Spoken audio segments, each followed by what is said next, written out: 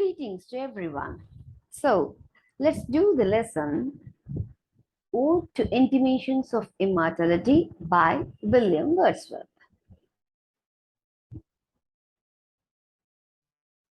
So, let's see romantic literature, romantic period, and the poet is William Wordsworth. And we can see the poem, the description of the poem, themes and values, language use, and implementations in the classroom, and conclusion. So, what is romantic literature? So, romantic age from 1798 to 1832, we can say the romantic period of British literature. So, much before William Wordsworth started writing, the early romantic poets like James Thomson, Oliver Goldsmith, and Thomas Gray, William Collins, William Cowper, Robert Burns, and William Blake deviated from the neoclassic insistence on rules. So we have to divide the literature, the period from neoclassic and precursors of romantic literature and then romantic period. So unlike Coleridge, he was not a theorist. Who? Wordsworth was not a theorist. Instead, he unraveled before us the workings of the mind of the poet, and therefore, Wordsworth's literary criticism ceased to be criticism in its most literal sense. It comes out as a matrix where the poet's mind generates emotions and feelings with that much of intensity and passion are required for transmitting them into poetic experience, which forms the basis of poetic composition.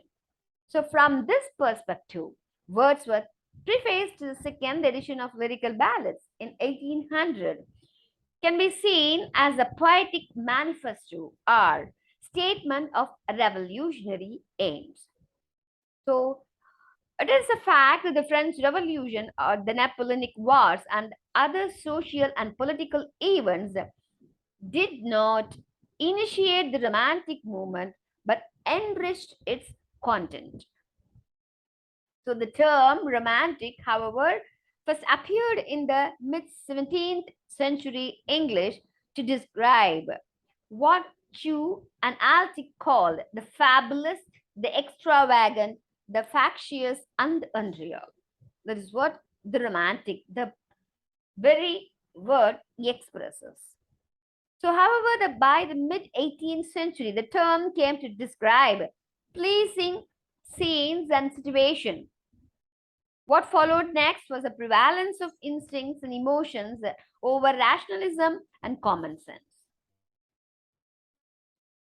So, the same can be said of the term romanticism. It refers to a theory, a school of thought, and a matter of technique, and so on. So, the poets and the writers not only sought to emancipate themselves from the fetters of neoclassical rules, but also experimented with the old forms, revived some of them, which went into the oblivion because the neoclassical writers considered them to be vulgar and undignified. Okay, so when you see the romantic period, so this picture clearly depicts what is a romantic period. Romantic, the term romantic, which represents nature. So we can say the return to nature is simply aptly describes the romantic period, right? So here we can say the comparative study of romantic literature and neoclassical literature. Now, the things which were followed in neoclassical literature: emphasis on intellect, restraint and obsession with the reason, remoteness or aloofness from everyday life, incidents from urban life prevailed, primarily objective, turned to classical writers for inspiration. Then, how about romantic literature? It emphasized on imagination, free play of emotions and passions, proximity to the everyday life of common man, inspiration sought from country life and nature, primarily subjective, turn to medieval age for inspiration. So we can rightly point out the two different poles of romantic literature and neoclassical literature, right? So now let's see the poem, right? Before we go to the poem, let's see the features of romanticism, like nature, then love, then literature for common people, then literature, music, visual arts, and then nationalism, and then religion, and then the cycle goes on, right? So this is the way. So when you see the industrial revolution, what happened because of industrial revolution, destruction of nature, and then it paved the way to increase population. Then because of that, more number of people then keeping away from nature, then they were longing for nature. So this is a cycle, a repeating one. So let's see the primary themes of romanticism, that nature, individualism, imagination. So we can see these three primarily important themes in the poem Ode to Intimations of Immortality by William Wordsworth. So this is the biography of William Wordsworth. We can see here the image of Wordsworth, right? William Wordsworth, we can see a brief outline of William Wordsworth, who is William Wordsworth, and what is the very important detail which we can focus on William Wordsworth, uh, you know, life biography.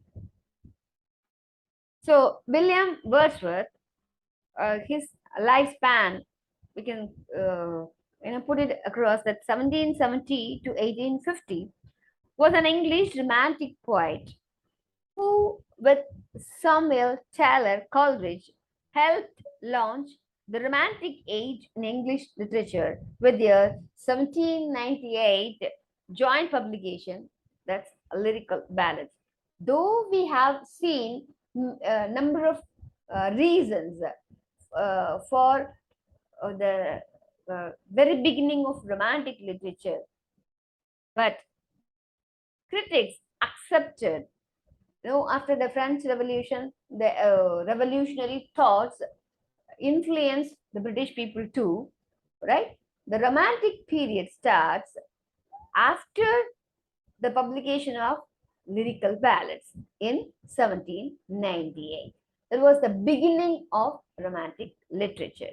So it changed the way people thought about poetry, right? So his early years were dominated by his experience of the countryside around the Lake District and the English moors. And Dorothy Wordsworth, his sister, served as his early companion until their mother's death and their separation when he was sent to school. So Wordsworth's magnum opus is generally considered to be the Prelude, right? A semi autobiographical poem of his early years, which he revised and expanded a number of times, right? It was posthumously titled and published, prior to which it was generally known as the Poem of Coleridge. Wordsworth was Britain's poet laureate from 1843 until his death in 1850. He served as a poet laureate for almost 7 to 8 years, right? So, who were his parents? Wordsworth's parents were John Wordsworth, a legal agent for James Lowther, first Earl of Lonsdale, and collector of customs at Whitehaven.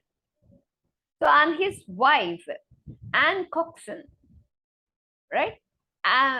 John was the son of Richard Wordsworth, a landowner who served as a legal agent to the Lower family. So when you see his childhood,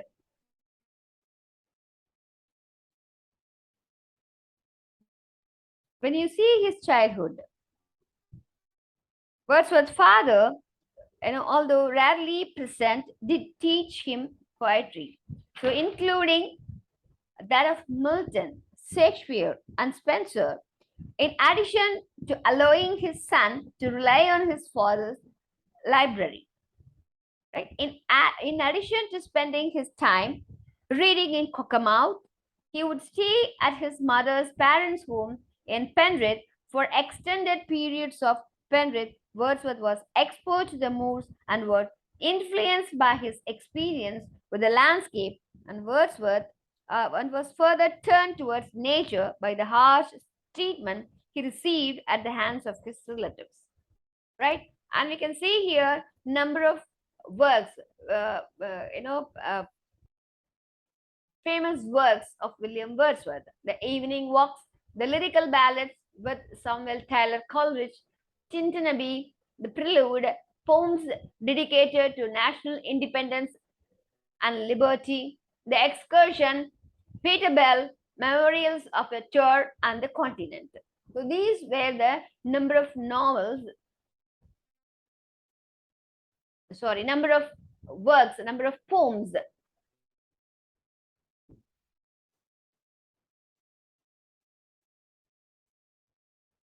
written by William Wordsworth. So he was born on 7th April 1770 in Cockermouth, the second of five children. His sister, the poet and diarist Dorothy, to whom he was close all his life, was born the following year, and the two were baptized together, who Wordsworth and his sister Dorothy Wordsworth.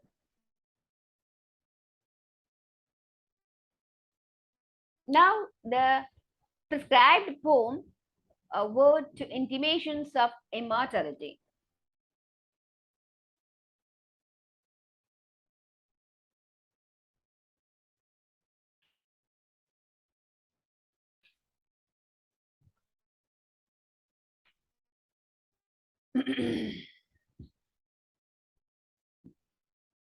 So, about the poem, what we can say is the speaker explains how humans change over time. When we were children, we were connected with nature, but as we get old, forget nature and interested in the responsibilities of adulthood. Right? So, this is what he explained in this poem. And then nature stays as recollections of childhood in our memory. So we can see the stanzas, right? Stanza 1. There was a time when meadow, grove, and stream, the earth and every common sight, to me did seem apparelled in celestial light. The glory and the freshness of a dream, it is not now as it had been of yore. Turn wheresoever I may, by night or day, the things which I have seen, I now can see no more. Right? You can see the stanzas here. I have given all the stanzas. Stanza 2. The rainbow comes and goes, and lovely is the rose. The moon doth with delight look round her when the heavens are bare. Waters on a starry night are beautiful and fair. The sunshine is a glorious birth, but yet I know wherever I go that they had passed away a glory from the earth. So you can see here stanza 3, stanza 4, stanza 5, stanza 6, stanza 7, stanza 8, stanza 9, stanza 10, and stanza 11. Right? So let me explain the overall summary of the poem on Intimations of Immortality by William Wordsworth. Actually, Intimations of Immortality from Recollections of Early Childhood, also known as Ode, Immortality, Ode, or Great Ode, is a poem by the great romantic poet William Wordsworth. This poem, has been completed in 1804 and published in Poems in 2 volumes in 1807. The poem was completed in 2 parts, actually, right? With the first 4 stanzas written among a series of poems composed in 1802 about childhood. Okay, the first part of the poem was completed on 27th March 1802, and a copy was provided to Wordsworth's friend and fellow poet Samuel Taylor Coleridge, who responded with his own poem, Dejection, in April. So the fourth stanza of the ode ends with a question, and Wordsworth was finally able to answer it with 7 additional stanzas completed in early 1804. It was first printed as ode in 1807. And it was not until 1815 that it was edited and reworked to the version that is currently known, that is Ode Intimations of Immortality. So the poem is an irregular pindaric ode in 11 stanzas that combines aspects of Coleridge's conversation poems, the religious sentiments of the Bible, and the works of Saint Augustine, and the aspects of the elegiac but apocalyptic traditions.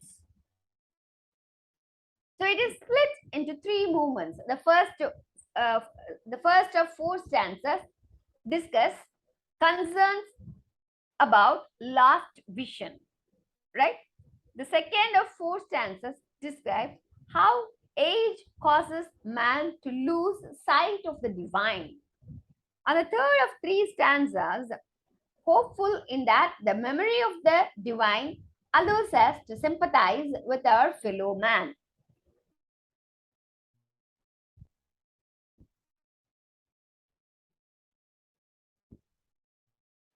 Right?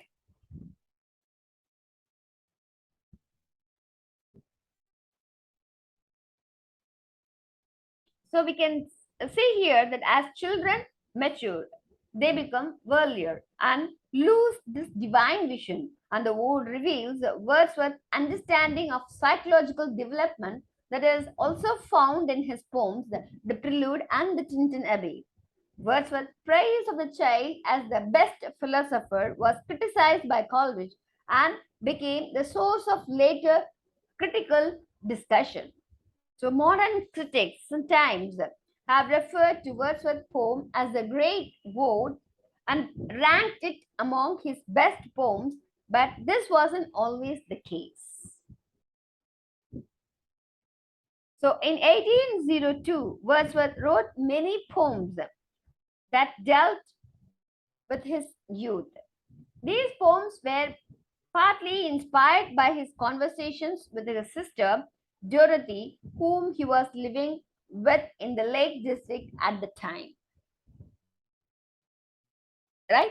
So the themes and values of these poems, the beneficial influence of nature, that is, you can see the line, to me alone there came a thought of grief, a timely utterance gave that thought relief, and I again am strong. Right? When you see the power of human mind, the other theme, yeah, blessed creatures, I have heard the call, ye to each other make. I see the heavens laugh with you in your jubilee. Next, the splendor of childhood. Though little child, yet glorious in the might of heaven-born freedom on thy being's height. And when you see religion, from God, who is our home, heaven lies about us in our infancy. So humanity, with all the persons down to palsied age, the life brings with her in her equipage, as if his whole vocation were endless imitation. So when you see individualism, that we will grieve not, or rather find strength in what remains behind. When you see the language used, as we have discussed earlier, that this poem has 11 stanzas. So, for example, the use of language, our birth is but a sleep and a forgetting. A very nice line. Our birth is but a sleep and a forgetting.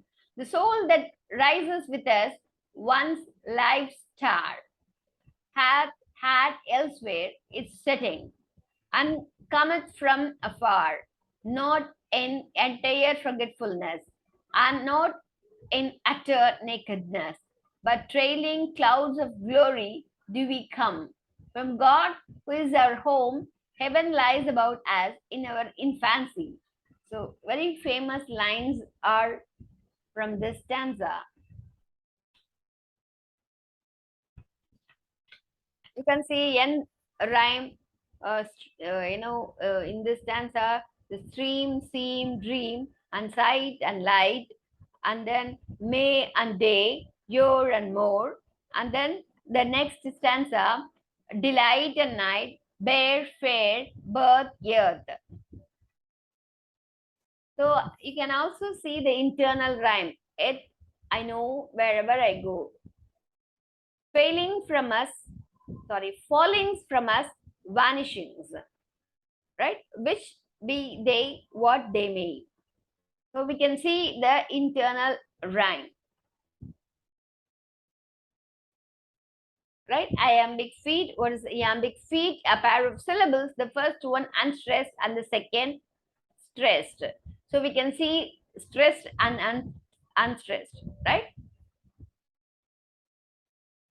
Rhetorical figures in the poem. Anaphora. Repetitions at the beginning of word groups occurring one after the other. A that pipe and A that play. A that throw your hearts today. So repetition at the beginning of a word groups, occurring one after the other. Apostrophe, addressing an abstraction or a thing present or absent, or addressing to an absent person or entity, right? That is, and oh, yea, fountains, meadows, hills, and groves, forbode not any serving of our loves, right? So here, the apostrophe is something the human being address, which which is absent or which is an entity, right? That is, you know, apostrophe. And we can see here the examples. And metaphor. What is metaphor? Comparison between unlike things. It is a comparison between two things. It's not the thing that the cataracts blow their trumpets from the street. So you can see the meanings and two different things put together. Right? Waterfalls is equal to musicians. Paradox. Contradictory statement used to express a truth. So when we say the contradictory statement, it expresses the truth of the reality, right? Though shadowy recollections, which be they what they may, and yet the fountain light of all our day, and the master line and the master light of all our seeing. So shadows are the predominant role, and here it says shadows are a source of light. So personification. First, you have to answer what is personification, and then you can see in the personification in the poem, right? Comparison of a thing to a person. Comparison of a thing to a person or a person to a thing, right? The moon doth with delight look around her when the heavens are bare. The moon, person experiencing by night, right? Land and sea give themselves. Okay, we can see synecdoche, substitution of a part to stand for the whole, or the whole to stand or part. Okay, you can see the symbols. Symbols represents an idea of symbolism, right? Represent an idea. Light. In childhood, celestial light. Apparelled in celestial light, the glory and the freshness of a dream. In maturity, light of common day, and fade into the light of common day. So, what are the implementations in the class and conclusion, right? You can say birth, babyhood, childhood, maturity, old age, and death. Okay, so These are things Wordsworth mainly focused on his very famous poem, Ode on Intimations of Immortality. Okay, thank you.